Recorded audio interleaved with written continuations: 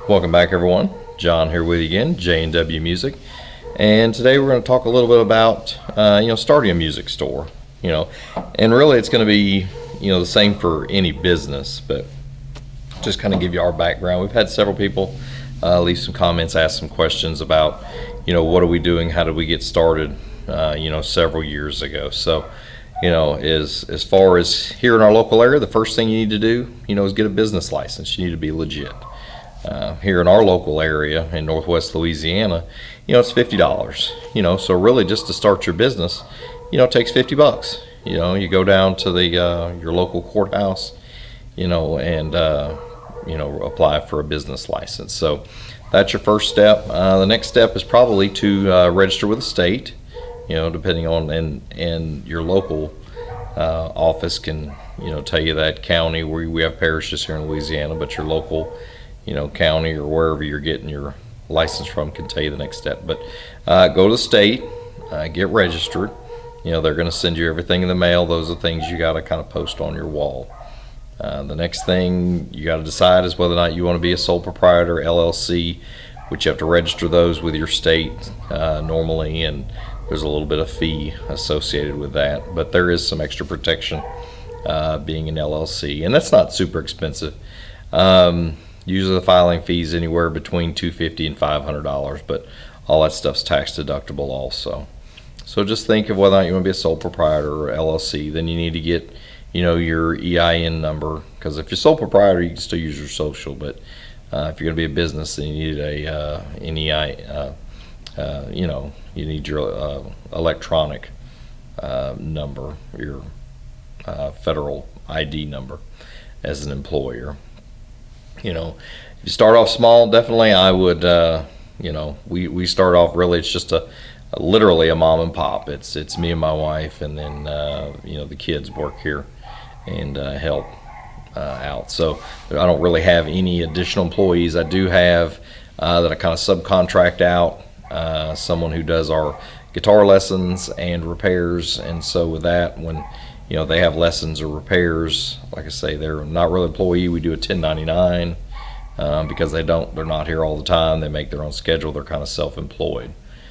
So those are things to look into if you've got somebody who's doing your repairs or lessons, and they're not renting a space from you. They're actually, the money's coming through you. So something to think about, because that's even more of a headache when you've got employees and got to take out withholdings and all of those things. So, and you got to make sure that you're straight with the tax man. Next, you've also got to start figuring out your inventory. You've got to contact, now that you got your business license, now you're legit, now you can start calling wholesale distributors, and because you got to fill out an application. You've got to, a lot of times you've got to scan and copy or email or fax your business license, because they want to make sure that you're going to continue to come back and buy from them. You're not just a regular Joe, and you're just going to order one time, but you just want a cheap price and they're never going to hear from you again. You can go to one of their distributors, somebody online or Guitar Center or somebody like me, and buy it. But yeah, you got to have that business license first and foremost for anybody to talk to you. Line up your distributors. You're gonna need some money.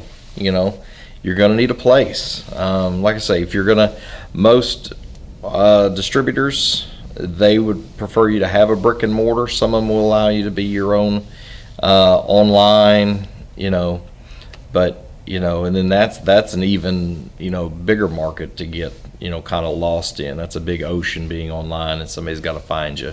If you're gonna do your website, but you have your MAP pricing, your minimum advertised pricing. Your distributors are going to tell you have to go by also. But yeah, if you don't have a brick and mortar, it's even tougher. It's best to kind of have a brick and mortar, and if you want to dabble a little online, even though there is eBay, Reverb, and Craigslist, and Facebook, and all these other social media sites to advertise on and put stuff with. But you got to find a place to rent. Here where we are in Northwest Louisiana, it's about $1 a foot. We're in a decent sized area, Shreveport, Bossier area, and all the surroundings. We're not the largest, but it's about 400,000 people. So it's a decent size town. In saying that, there is us, who's a kind of mainly Guitar Center, but we dabble in a little bit of everything else. We're mainly a guitar shop in what we do, but we do also have band equipment because we're in between a high school and a middle school that has a really strong band program. We have another store down the road, which they primarily deal in band equipment, and they actually have programs with the schools to maintain, their band equipment, their brass and woodwind and things like that. So they're not necessarily a competition for us, except when we sell a few accessories. But usually the reason we sell more accessories is just in our one area, because we're within walking distance of the schools, where they've got to go 4 or 5 more miles down the road. But as far as the rest of the area, that's predominantly where the schools go for their equipment or accessories. Then we have another mom and pop that's in Shreveport, because like I say, in Bossier, I'm basically the only guitar shop on this side of the river. But in Shreveport, there is an older music store. Really, it's been around for about 80 years now in name, even though it's switched ownership a few times. But in name, it's been around about 80 years. And then there is a small, really only, I would say it was probably about 3,000 square feet. It's one of the smallest Guitar Centers that I've seen. But like I say, it's probably about 3,000 square feet Guitar Center in our town. So that's really all there is. There's 2 mom and pop guitar shops, 1 Guitar Center, and then 1 music store that caters to school band equipment. But you gotta find a place. Like I say, it's about $1 a foot. So where I am, I'm in about 1,450 square feet. So there again, you're looking at about $1,400 or more a month. Then you've got your utilities, electric, water, all that other stuff. So, factor in another few $100, for that. If it's $150 a month for electric and another $100 for water, on top of your $1,500 for rent. So I mean, just be prepared to spend about $2,000 a month in rent and utilities before you sell the first, pack of strings. In saying that, now you've got to buy this equipment. So go out and look. Like I say, if you're gonna get all brand new stuff, you're gonna have a lot of money tied up in that. And in saying that, Guitar Center and all these other places, especially if you're starting new in an area, now you don't have the same buying power as some of these big stores or even an established mom and pop. So now you've got to go and probably buy at a higher rate, all this new equipment. So that's something to think about, that you may already be, under the gun as far as trying to sell something at a competitive price when you've got to pay more than somebody who's already established a larger mom and pop or a big box store like Guitar Center.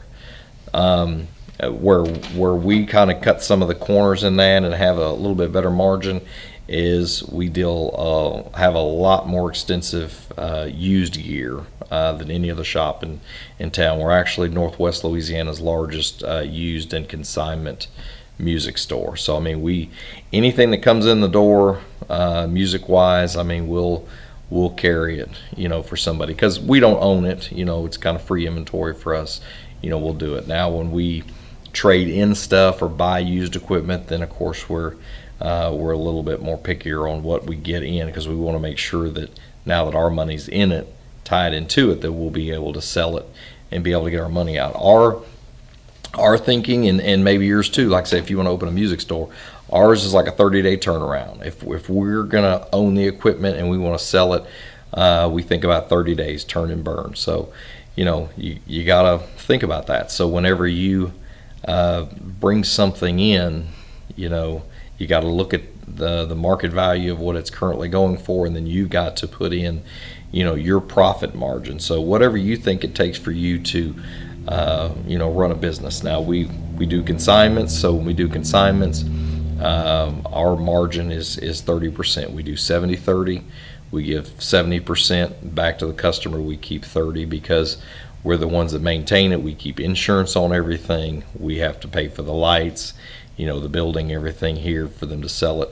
Plus, also, if somebody pays with a credit card, then we accept those fees, in our 30%. So that 5% credit card fee comes off the top on our side. The customer still walks away with 70%.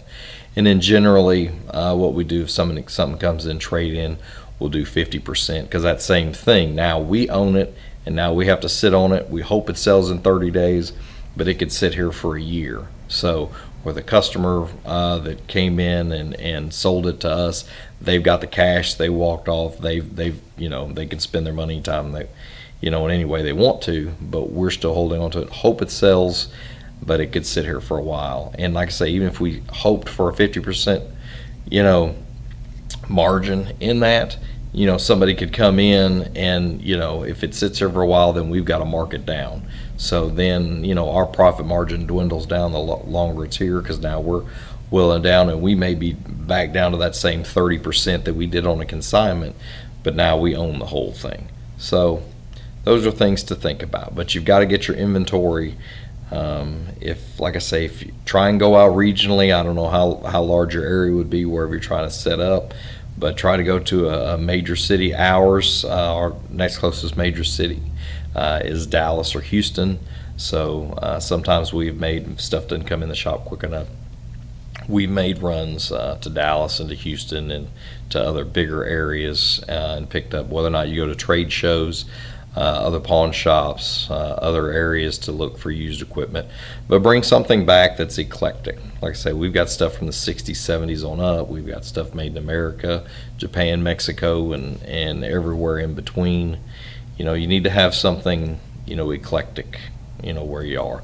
And same thing with amplifiers. People love tube amps, but people love brand names. Fender does really well where we are. People love tube amps, so try and get some tube amps besides just your normal, solid state amplifiers. So try and get an eclectic blend of things.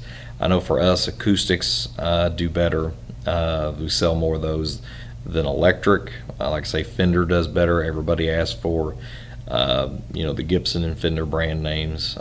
Bass-wise, 5 and 6 string are kind of the newest thing in our area that are going wild. People are buying 5 and 6 string. And then getting back to brand name, I will say, at least for us where we are, a lot of people are asking for the Gibson brand name or the Fender brand name, wanting USA stuff. But the thing is people ask for those names, but they want to pay Epiphone prices, or they want to pay Squier prices. So they'll want a $1,500 USA Fender, but they'll only want to pay $500 for a Mexican Fender price tag on, or the same thing. They'll want to you'll want a same thing as far as $1,500 SG Gibson, but only want to pay $500 for something that's kind of a Epiphone Les Paul standard price. So just be mindful of that. People are going to want the brand name, but they're going to want a deal. They're not going to want to pay the brand name price. So they're just going to have to, you're going to have to work that out too. So just throwing a little bit of honesty out there to everybody as far as running a business and how kind of sales things work. People come into music shops all the time, even though you go to the grocery store and you don't haggle over the price of the bread or the eggs or anything else you got at a grocery store, and they have a certain profit margin. You have the same thing here in this business or any others. You got a certain profit margin, but they want to come in to the music store and they want to haggle the prices down, but you've already kind of set them to where you thought they were fair. So you've got those kind of customers in there too. So just be mindful of that. Always be respectful of the customer. Always take care of them. Always do your best. That same old saying, you can't please everybody all the time, but just do your best. If you're nice, respectful, a vast majority of the customers are going to appreciate that. And here is a mom and pop, the kind of a saying here to let everybody know is, they're going to start off, as a customer, then they're going to become your friend, and then they're going to be family. And the reason I say that is if it's just you, unlike the big box stores like Guitar Center, where every time they go in, it's somebody else different. They ask the same question. 3 different people are going to get 3 different answers. They come to you. They're going to see you every time. They share a little bit of your life. You share with them. They share with you. So the next time they come in, you're going to ask them, hey, how did that go last time? Or how's this doing for you? Or how's the family? Or whatever. So you continue to build that rapport. And then pretty soon they're just coming in to hang out. But, next time they come in, hey, I didn't know you had that. Wasn't here last time. Let me get that. Or shoot, I need another pack of strings. Or I need a strap for this other guitar I got. So, like I say, just building that rapport, like I say, going from customer, friend to family, it'll go a long way. But I hope this video was helpful to you. If you got any other comments or any other suggestions about how to run a store, if you've got one in your area that's similar to this, please let us know in the comments below. If you like our videos, go ahead and hit that thumbs up and share. We appreciate when you let others know about our channel. And if you'd like to be part of the J&W Music family, go ahead and hit that subscribe button. That way the next time we have a video, you'll be one of the first ones notified. And as always, here our motto, stop dreaming, start playing. We'll see you next time.